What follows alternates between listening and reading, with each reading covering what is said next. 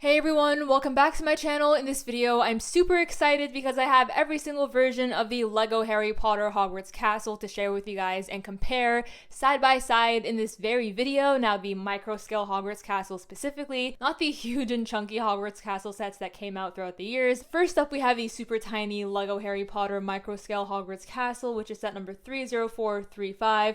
Now I should say 8 times that set because I had to use 8 of these poly bags to get the one model here, and each of the poly bags retailed for $5.99 Canadian, causing a net value of $54 Canadian. So I think that's kind of expensive for what I'm seeing right here, but yeah. Let me know in the comments down below what your thoughts are on this super tiny Hogwarts Microscale Castle and if you have this combination already. Next up, we have the 2018 Hogwarts Castle, which comes with 6,020 pieces. One more thing for the larger set, it is set number 71043 and comes with 4 of the Hogwarts founders, which I think is a fantastic inclusion in the set here. Last but not least, we have the 2023 Microscale Hogwarts Castle, which actually sparked the idea of this video. It is set number 76419 and comes with 2,660 pieces, retailing for $220 Canadian. In general, I think that all of these sets look so cool together. They're very amazing, however, shelf space and room to display all these things is very scarce these days. So in this video, I'll be comparing all these sets side by side and figuring out which one is the best option depending on your budget and the space that you have in your household for display. Without further ado, let's get right onto the video and see what these sets have to offer and how they compare side by side. First things first, we're going to take a look at this little combination right here with 8 of the poly bag that I showed earlier on in the video. I will say that this combination is kind of wonky and I would kind of like a puzzle to put these things together, and they're not very firm or sturdy. However, from far away, it is actually very nice on display. Like if someone were to like move it aside, you know, it'll come apart quite easily. So you've been warned, don't do that. And as long as you see a Hogwarts castle in front of you from a distance, the combination is doing its job, hopefully. From the very top, we have the combination. It's okay for what it is. The price though, I'm still not too happy with the $55 or $54 price point. I think it's pretty expensive for what we're getting here.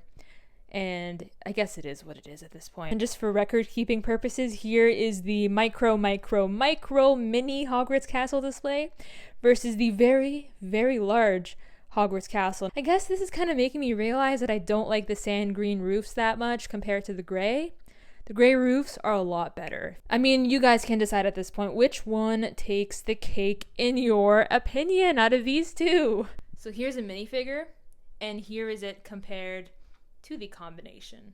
So if I were to compare this mini combination here with the 2023 LEGO Harry Potter Hogwarts Castle, you can really see a major difference here. First off, the roofing. We have green roofs here and gray roofs here. I will say the architecture and design of the 2023 Hogwarts Castle is super intricate and detailed, with the windows, the greenhouses, the rockwork, Durmstrang ship, the plaque there for Hogwarts Castle, so many more details thrown around, which I think looks incredible. We even have the Beauxbatons carriage here, which I think looks awesome in microscale form, and it's just floating and flying around. And in general, it looks incredible, and I can really see why it's $220 Canadian. And now comparing this here, $220 Canadian set with a $55 set, you can really see the better value here, and I believe this is way better in my opinion, with around 2,000 pieces compared with the 540 pieces here. Piece-wise, the price does make sense. However, feature-wise, this here is so much better to just look at on display compared to this. Which one looks better in your opinion? Let me know in the comments down below. Now exploring the features here, detail-wise, we have ourselves a very nice look at Hogwarts with little rooms, entryways, doors, windows, towers that are all very movie accurate. Even the Whomping Willow hiding at the very back there. We even have all the chambers. We have the Chamber of Secrets right there, which looks awesome, with even a little Salazar Slytherin head hiding at the very back there. We have ourselves the Room of Winged Keys, which I think is awesome. And in general, the rock work is just mind-blowing. Taking a look at the very back of the set, of course, we have the Philosopher's Stone challenges. We, of course, have ourselves the potions classroom right there. The entire architecture is so incredible and very appealing to look at there. I love it so incredibly much compared to the smaller Hogwarts castle that we saw before. You can really see the price difference here and the price jump, and the reason why this is by far much cooler and why the price makes sense in my opinion. Now, for the purpose of the comparison video, this here is the newest Hogwarts Microscale castle for around $220 Canadian compared to the very large Lego Harry Potter Hogwarts castle, which is also microscale in its own way. However, it is so much larger and so much more expensive, coming at $580 Canadian. Now this is $200 and this is almost $600, and you can really see the price difference here. Now here's a bird's eye view of the smaller set versus the bird's eye view of the massive Hogwarts castle that honestly can't even fit in my camera frame, so I apologize for that. But in general, the rock work is pretty similar. It kind of looks a little bit more splattery compared to the smoothness here. In terms of differences, we have a very similar layout for Hogwarts, featuring first off the bridge here in the larger $600 model and the bridge here in the smaller model, which I think looks equally as cool. It just makes sense for the scale at this point. I love the waterwork here. The waterwork here is non-existent, but it's okay, I suppose. And of course, we have the Great Hall in the larger model with so much detail, so much amazing designs on the side here. And here in the smaller Hogwarts, we have a very similar layout, of course, in microscale architecture form. So here's a little side-by-side of the Great Hall. With regards to scale, this entire front piece is a printed array of pieces, whereas here in the larger model, it is actually built and put together with stickers and different parts to, make it seem much more detailed and worth the money. Over here, it is simply two printed pieces, which makes sense once again for the scale.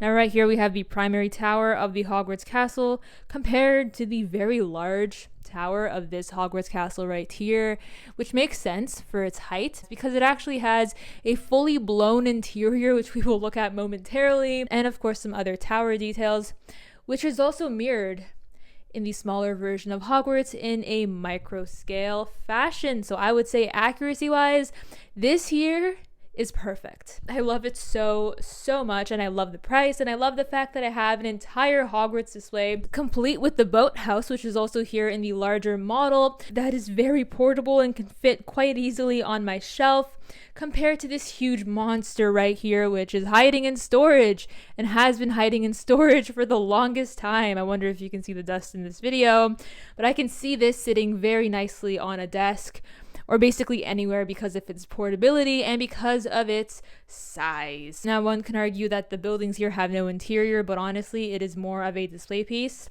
Compared to here, we also have a display piece with, of course, the interior of the larger model being quite nice and very well done, in my opinion, with some similarities and crossover moments with the Chamber of Secrets, which we also had in the micro-scale Hogwarts castle. But going back to the larger one, this here looks very well done and very detailed with the face and everything. Of course, we also have the chess board configuration here for the Philosopher's Stone challenge, and the very same thing for the microscale Hogwarts castle, which is quite nice to see some crossover there. In terms of the detail, we have a fully blown Hogwarts Great Hall in the larger model. Just so much more to look at from the inside, which honestly justifies the $600 price point so well in my opinion, and it just makes sense for everything that you're getting here. Whereas here, the smaller one is nice, cute, portable, and everything and more in my books because it is small and easy to have on display. Well guys, that pretty much brings a wrap to the video. Let me know in the comments down below which Hogwarts castle you think is a lot better in your opinion and which ones you actually own and have on display. I'd love to hear your guys' thoughts on the sets here and if you think they're worth the prices that they're selling for and which one you would get if you had to choose just one. And on that, I'll catch you guys in the next one. Bye for now.